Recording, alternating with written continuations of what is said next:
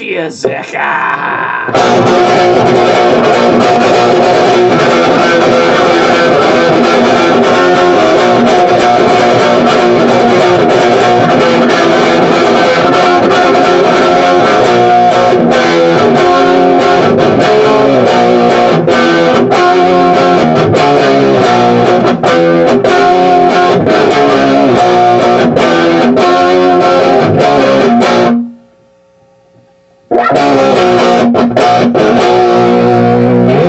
Yeah! A little disconjointed ending. We're doing a new brew today. Never had a Gose before. Heard lots about the Goses, asking around town for quite a while. How come I never seen any Goses? No one gave a shit to bring in any Goses until the other day. Because Driftwood, out of Victoria, British Columbia, has the Gose coming in at 5% alcohol by volume. And this is the picture of like the traditional bottle for the Gose, which is allowed into the Reinstobot, German purity law, even though it has salt and coriander and lactobacillus, I guess, because it is a regional specialty. So they allowed it. Never had one before. Gonna top this up a little bit here, and we'll check it out.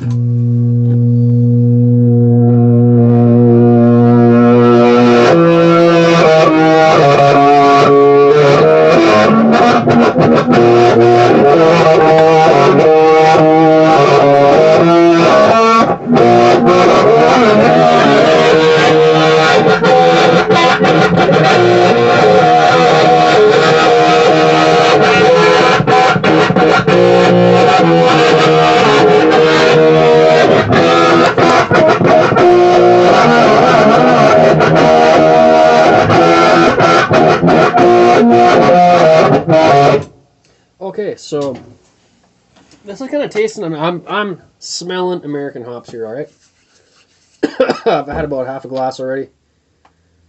Nice, thick, dense, creamy head on this. Very nice head to the beer. Goses are supposedly at least 50% malted wheat.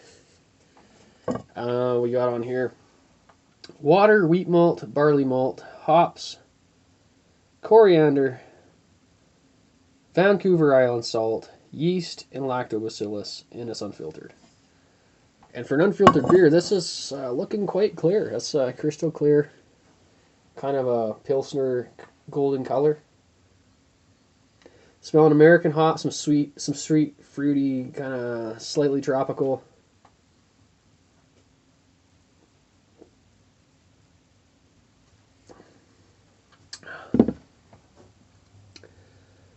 It's actually tasting a lot like their new growth pale ale I just drank. Kind of similar but heavier. I think the salt is adding some stuff there.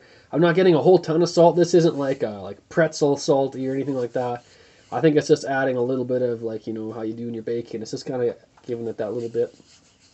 Coriander. I don't know. I'm not picking up a ton of coriander. We'll put it that way.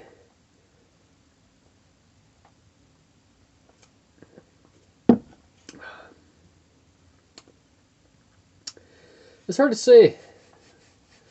With the lactobacillus, what is it? Maybe kind of giving it possibly a sour, creamy type vibe. Very mild, kind of with the mouthfeel and the flavor in the back.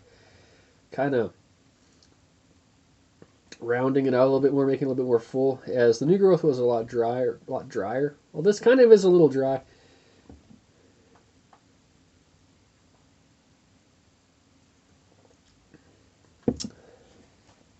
Yeah, American hops. I was kind of a leafiness though too. Like you may get out of like a Belgian hop, like there may be a little bit of leafiness to it.